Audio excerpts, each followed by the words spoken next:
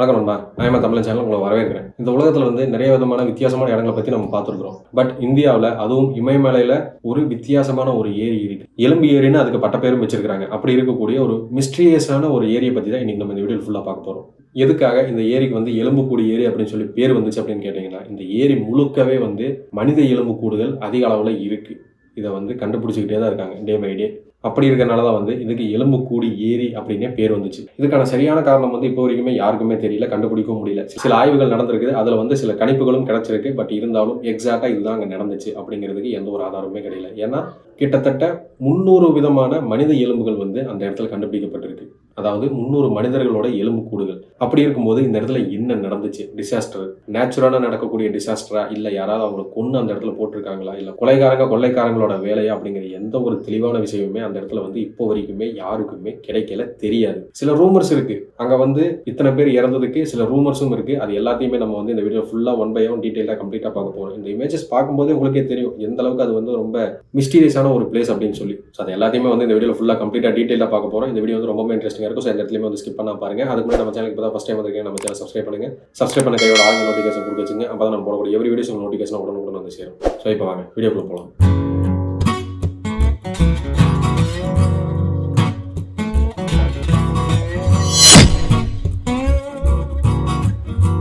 இந்த எலும்புக்கூடு ஏரியோட உண்மையான பேர் என்ன? ரூப்குண்ட் ஏரி. ரூப்குண்ட் ஏரியை தான் வந்து மனித எலும்புகள் அதிகமாக இருக்கிறனால பட்டப்பெயரா எலும்புக்கூடு ஏரி அப்படின்னு சொல்லி வந்து எல்லாருமே ஐடென்டிஃபை பண்றாங்க. அப்படி சொன்னா தான் அங்கே இருக்கக்கூடிய மக்கள் நிறைய பேருக்கு வந்து தெரியும். இந்த ரூப்குண்ட் ஏரி வந்து இந்தியாவோட வடக்கில் இமயமலை பகுதிகளில் எவரெஸ்டோட ஹைட்டே வந்து 8800 மீட்டர் சம்திங் தான். அதில் 5020 மீட்டர் உயரத்துல தான் வந்து இந்த ரூப்குண்ட் ஏரி வந்து இருக்கு. உத்தரகாண்ட் மாநிலத்தில் சமோலி மாவட்டத்தில் மவுண்ட் திரிசூல், மவுண்ட் குந்தா, நந்தி இந்த 2 மலைகளுக்கும் நடுவுல தான் வந்து இந்த ரூப்குண்ட் ஏரி வந்து அமைஞ்சிருக்கு. ஆக்சுவலா இந்த ரூப்குண்ட் வந்து உண்மையிலேயே ஒரு பிரபலமான சுற்றுலா பகுதியாக தான் இருக்கு. என்ன காரணம்னா, இந்த ரூப்குண்ட்ல இருந்து பார்த்தா இமயமலையோட உயரமும் இந்த உலகத்தோட அழகான மிக பனிப்பிரதேசமா இருக்கக்கூடிய இமயமலை தொடரையும் நம்மளால வந்து பார்க்க முடியும். அந்த அழகை வந்து நம்மளால வந்து ரசிக்க முடியும். ஸோ இந்த காரணத்தினாலேயே வந்து இந்த இடத்துக்கு அதிகமான அளவில் டூரிஸ்ட் வந்துகிட்டே தான் இருக்காங்க இப்போ வரைக்கும். அந்த அளவுக்கு பிரபலமான அந்த சுற்றுலா பகுதியான இடத்துக்குள்ள கிட்டத்தட்ட 40 மீட்டருக்கும் அதிகமா இருக்கக்கூடிய ஒரு ஏரி. அந்த ஏரி முழுக்கவே வந்து மனித எலும்புகள் அதிக அளவுல குவிஞ்சு கிடக்கு. அப்படின்னா அது வந்து எவ்வளோ ஒரு வியடான விஷயம், எவ்வளோ மிஸ்டீரியஸான ஒரு விஷயம். இப்போ வர அந்த மிஸ்டீரியஸான அந்த இடத்துக்கு வந்து சரியான ஆதாரமும் சரியான தெளிவும் யாருக்குமே கிடைக்கலங்கிறது தான் உண்மை. இப்போ வரைக்குமே பல கட்டங்களாக இந்த ஏரியையும் இந்த ஏரியில் இருக்கக்கூடிய எலும்புகளையும் வச்சு பல ஆராய்ச்சிகள் நடந்திருக்கு. பட் இது எதுலையுமே வந்து எக்ஸாக்ட் ரிசல்ட் கிடைக்கல. கிடைச்சிருக்கிற ஆய்வுல என்ன சொல்றாங்கன்னா, 300க்கும் மேற்பட்ட மனிதர்கள் வந்து இந்த இடத்துல இறந்திருக்கிறாங்க. அவங்களோட எலும்புகள் மிச்ச மீதிகள் தான் இங்க வந்து இருக்கு அப்படின்னே வந்து ஆய்வாளர்கள் எடுத்து சொல்லியிருக்கிறாங்க. அதுலயும் குறிப்பா ரொம்ப ஃபேமஸான ஒரு சேனலான ஜியோகிராபிக்ஸ், இந்த சேனல்ல இருந்து ஒரு குழு வந்து இந்த ரூப்குண்ட் ஏரிக்கு விசிட் பண்றாங்க. விசிட் பண்ணி அவங்களும் சில ஆய்வுகள் அந்த இடத்துல வந்து நடத்துறாங்க. அதாவது ஒரு நேஷனல் சேனலே வந்து இந்த இடத்துல ஆய்வு பண்றாங்கன்னா அந்த இடத்துல கண்டிப்பா அது ஒரு மிகப்பெரிய மிஸ்டரி இருக்குன்னு தானே அர்த்தம். அந்த அளவுக்கு இது வந்து ரொம்ப மிஸ்டீரியஸான ஒரு இடம் தான். அந்த ஜியோகிராபிக் சேனல் வந்து இங்க ஆய்வு பண்ணும்போது மனித எலும்புக்கூடுகள்ல இன்னுமே சில எலும்புக்கூடுகளை வந்து மனிதர்களோட சதை இருக்கிறத அவங்க வந்து கண்டுபிடிச்சிருக்காங்க.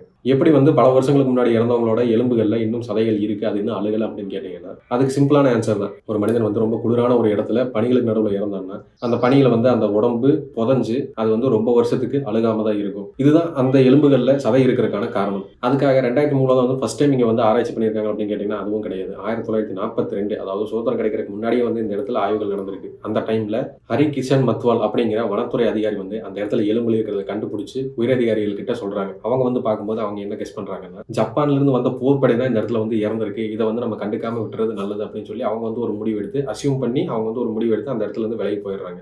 என்ன காரணம்னா, சுதந்திரத்துக்கு முன்னாடி ஜப்பான்ல இருக்கக்கூடிய வீரர்களை வந்து இந்தியாவுக்கு போருக்காக அழைச்சிட்டு வந்திருந்தாங்க. அப்படி வந்தவங்க வந்து சிலர் தவறி இந்த இடத்துல வந்து இறந்திருக்கலாம் அப்படிங்கிற மாதிரி கெஸ் பண்ணி அவங்க வந்து அந்த பாடிஸையும் அந்த எலும்புகளையும் தொடர்றதுக்கு பயந்தாங்க. அதுக்கப்புறம் இந்திய சுதந்திரத்துக்கு அப்புறமா நடந்த ஆய்வுகள் என்ன தெரிய வருதுன்னா, இந்த எலும்புகள் வந்து ஜப்பானை சேர்ந்தவங்களோட கிடையாது, அதுக்கு முன்னாடி இறந்தவங்களோட எலும்புகள் அப்படிங்கறத வந்து கணிக்கிறாங்க. அதோட இந்த எலும்பு கூடுகள்ல ரொம்ப குறிப்பிட்டு சொல்லக்கூடிய விஷயம் என்னன்னு கேட்டீங்கன்னா, இந்த இடத்துல மோதிரங்களும் தோளாலான செருப்புகளும் மரத்தால செய்யப்பட்ட அலங்கார பொருட்களும் பெட்டிகளும் இரும்பு ஈட்டி முனை, அதாவது ஒரு ஈட்டில முன்னாடி இருக்கும் பாத்தீங்களா முனை, அந்த மாதிரி இருக்கக்கூடிய விஷயங்களும் இந்த இடத்துல வந்து நிறையவே கிடந்திருக்குது. ஸோ இது வந்து ரொம்ப குறிப்பா சொல்லக்கூடிய விஷயம், ரொம்ப குறிப்பிட்டு சொல்லக்கூடிய விஷயம். அப்படி பார்க்கும்போது இவங்க வந்து பல நூற்றாண்டுகளுக்கு முன்னாடி இறந்தவங்க இருக்கிறவங்களா தான் இருக்கும் அப்படிங்கிறதையும் கெஸ் பண்றாங்க. இதுக்கு வந்து உள்ளூர் மக்கள் வந்து 2 கதைகள் சொல்றாங்க. அதுல ஃபர்ஸ்ட் என்னன்னா, ஒரு குரூப் வந்து இந்த வழியா போயிட்டு இருக்கும்போது திடீர்னு வந்த ஆலங்கட்டி மலையில மாட்டி இவங்க வந்து அங்கிருந்து தப்பிக்க முடியாம இறந்துட்டாங்க அப்படின்னு ஒரு குரூப் வந்து சொல்றாங்க. ஆனா இதுக்கு ஃபர்ஸ்ட்டும் லாஸ்ட்டும் எதுவுமே கிடையாது. அதாவது யார் போனா, எதுக்கு போனாங்க, எப்படி இறந்தாங்க, இறந்ததுக்கு அப்புறம் என்னாச்சு அப்படிங்கிற எந்த தெளிவுமே அந்த கதையில வந்து கிடையாது. ஆனா 2வது சொல்லக்கூடிய கதையில வந்து ரொம்ப தெளிவா ஒரு ஸ்டோரியே வந்து சொல்றாங்க. அது என்னன்னா, கஜௌஸ் ராஜாவான ஜஸ்தவல் அவரோட மனைவியான ராணி பலம்பா அவங்க வந்து கன்சீவா இருக்காங்கன்னு சொல்றாங்க. அந்த டைம்ல அவங்க கூட சில நடன குழுவும் சில மக்களும் சேர்ந்து அந்த வழியா நந்தாதேவி மலையில இருக்கக்கூடிய அந்த சன்னதிக்கு வந்து இவங்க யாத்திரையா போயிட்டு இருந்திருக்காங்க. அப்படி போயிட்டு இருக்கும்போது எதிர்பாராத விதமா ஆலங்கட்டி மலை வந்து புயலோட சேர்ந்து ரொம்ப பிரம்மாண்டமா பெருசா அடிச்சதுனால இவங்கனால அதுல சர்வே பண்ண முடியல, அதுல தப்பிக்க முடியல. அதனால அவங்க இறந்துட்டாங்க. அவங்களோட உடல்கள் தான் அந்த இடத்துல இருந்து இப்ப எலும்புக்கூடுல கிடைச்சிக்கிட்டு இருக்கு அப்படிங்கிறத வந்து உள்ளூர் மக்கள் ரொம்ப தெளிவா ஸ்ட்ராங்கா சொல்றாங்க. இந்த 2வது கதையில வந்து ஒரு தெளிவு இருக்கு. யார் போனா, எதுக்கு போனா, அங்க என்ன நடந்துச்சு அப்படிங்கிற ஒரு தெளிவு இருக்கு. ஆனா ஃபர்ஸ்ட் சொன்ன ஸ்டோரியில வந்து எந்த தெளிவுமே கிடையாது. அதனால செகண்ட் இருக்கிற ஸ்டோரி தான் வந்து நிறைய பேர் நம்புறாங்க. ஆனாலும் இந்த கதைகளை மட்டுமே வச்சு எதையுமே வந்து உறுதியா சொல்ல முடியாது. ஆய்வுகள் நடந்துகிட்டு இருக்குது. பட் இருந்தாலும் அவங்களுக்கும் வந்து எக்ஸாக்டா என்ன நடந்துச்சு, இது எப்படி நடந்தது, இது எப்படி சாத்தியம் அப்படிங்கிறது எந்த ஒரு தெளிவான ஒரு விளக்கமே யாருக்குமே கிடைக்கல. 1950ல இந்தியாவில் இருக்கக்கூடிய மானுடவியல் ஆய்வு மையம் வந்து ரூப்குண்ட்ல இருக்கக்கூடிய இந்த ஏரிக்கு போய் அங்க இருக்கிற எலும்புகளை எடுத்து ஆய்வுகள் மேற்கொள்றாங்க. அந்த ஆய்வுல உங்களுக்கு வந்து என்ன கிடைக்குதுன்னா, அங்க கிடைச்ச இந்த மண்டையோடு இருக்கும் பாத்தீங்களா, அந்த மண்டையோட்ல வந்து ரொம்ப உயரத்துல இருந்து கல் மாதிரியான ஒரு ஷேப்ல இருக்கக்கூடிய ஒரு பொருள் வந்து அடிச்சு அவங்கள வந்து கொன்றிருக்கு அப்படிங்கிற விஷயத்தை வந்து இவங்க கண்டுபிடிக்கிறாங்க. அப்படி கண்டுபிடிக்கும் போது இதையும் அவங்க சொன்ன அந்த கட்டுக்கதைகளையும் ஒன்னா இணைச்சு ஆலங்கட்டி மலையால இவங்க இறந்திருக்கலாம் அப்படிங்கிற ஒரு கணிப்புக்கு இவங்க வர்றாங்க. கன்க்ளூஷன் கிடையாது, பட் ஒரு கணிப்பா இதை வந்து எடுத்துக்கிறாங்க. ஆக்சுவலா இந்த ரூப்குண்ட் ஏரி இருக்கக்கூடிய இடம் தான் வந்து இந்த மலை மேல ஏறி போறதுக்கு ரொம்ப ஈஸியான சீக்கிரமான வழிப்பகுதியில் இருக்கக்கூடிய ஒரு இடம். ஸோ இப்படி இருக்கிற காரணத்தினால தான் இந்த வழியா போனவங்க இறந்துட்டாங்க அப்படிங்கிற கணிப்புக்குமே வந்து அவங்க வர்றாங்க. பட் ஆனா இதுல வந்து இருக்கிறதுல ரொம்ப விசித்திரமான விஷயம் என்னன்னு கேட்டீங்கன்னா, இங்க இருக்கக்கூடிய அதாவது இந்த ரூப்குண்ட் எலும்பு ஏரியில் இருக்கக்கூடிய இந்த எலும்புகள் வந்து அதிக அளவுல காணாம போகுது வருஷம். சிலர் வந்து என்ன சொல்றாங்கன்னா, டூரிஸ்டா வர்றவங்க அங்க இருக்கக்கூடிய எலும்புகளை எடுத்துட்டு போயிடுறாங்க. அவங்க வந்து இங்க வந்ததுக்கு அடையாளமா எடுத்துட்டு போயிடுறாங்க அப்படிங்கிற மாதிரி சிலர் வந்து சொல்றாங்க. ஆனா என்னோட கேள்வி என்னன்னா, இந்த எலும்பு கூடையில் எடுத்துட்டு போய் நீங்க என்ன பண்ணுவீங்க? அது எதுக்கு? அதை அங்க விட்டீங்கன்னா கூட அங்க யார் இருந்தா யார் இறந்தா அப்படிங்கறத கண்டுபிடிக்கிறதுக்காக அவங்களுக்கு யூஸ் ஆகும். பட் அதை விட்டுட்டு திருடிட்டு போறாங்க. ஆக்சுவலா இதை வந்து எடுத்துட்டு போறாங்கன்னு கூட சொல்லக்கூடாது, திருடிட்டு போறாங்கன்னு தான் சொல்லணும். ஏன்னா இது அங்கிருந்து எடுத்தா கேட்கறதுக்கு யாருமே கிடையாது. ஸோ இந்த காரணத்தினாலேயே அங்க இருக்கக்கூடிய எலும்புகள் வந்து படிப்படியா குறைஞ்சிக்கிட்டே வருது. இப்படியே போனா இன்னும் சில வருஷங்கள்ல இந்த ஏரியில வந்து எந்த எலும்புமே அங்க இருக்காது. எலும்பு இருந்த தடயமே அந்த இடத்துக்கு வந்து இருக்காது. எலும்பு ஏரின்னு இந்த இடத்த வந்து நம்ம இங்க சொல்லவே முடியாது. இதை வந்து நம்ம பாதுகாக்கணும், இதை வந்து நம்ம கவர்மெண்ட்டுக்கு கொண்டு போகணும் அப்படிங்கிற மாதிரி சமோலி மாவட்டத்தில் இருக்கக்கூடிய நீதிபதி சொல்றாரு. ஒரு நீதிபதி இதை சொல்றாருன்னா அப்ப அந்த இடத்துல எந்த அளவுக்கு அந்த பிரச்சனை பெருசா இருக்கும் நீங்களே இமேஜின் பண்ணி பாருங்க. ரூப்குண்ட் ஏரி அப்படிங்கிறத தாண்டி அந்த இடத்துக்கு வந்து எலும்புகளோட ஏரி, அதாவது மனித எலும்புகளோட ஏரி தான் அந்த இடத்துக்கு வந்து ஒரு ஐடென்டிட்டியே வருது. அப்படி இருக்கும்போது அந்த இடத்துல எலும்புகளே இல்லைன்னா அந்த பேர் வச்சதுக்கும் அர்த்தம் கிடையாது, அங்க யாரும் போறதுக்கும் வாய்ப்பு கிடையாது. ஸோ இதனால இந்த எலும்புகளை பாதுகாக்கிறதுக்காகவே இந்த ரூப்குண்ட் ஏரியை வந்து ஒரு சுற்றுலா பகுதி, பாதுகாக்கப்பட்ட பகுதியா மாத்தணும்னு சொல்லி அங்க இருக்கிற அந்த நீதிபதி வந்து ரிக்வஸ்ட் பண்றாரு. ஸோ இதை வந்து அவங்க எந்த அளவுக்கு ஃபர்தர் ஆக்ஷன் எடுப்பாங்க அப்படிங்கிறத வெயிட் பண்ணி தான் பார்க்கணும். இப்போ வரைக்கும் எடுக்கல, ஃபியூச்சர்ல எடுப்பாங்களா அப்படிங்கிறத நம்ம வெயிட் பண்ணி தான் பார்க்கணும். ஸோ இந்த இடத்த பத்தி நீங்க என்ன நினைக்கிறீங்க? உண்மையிலேயே அந்த இடத்துல வந்து என்ன அசம்பாவிதம் நடந்துச்சு? அங்க இறந்தவங்க யாரு?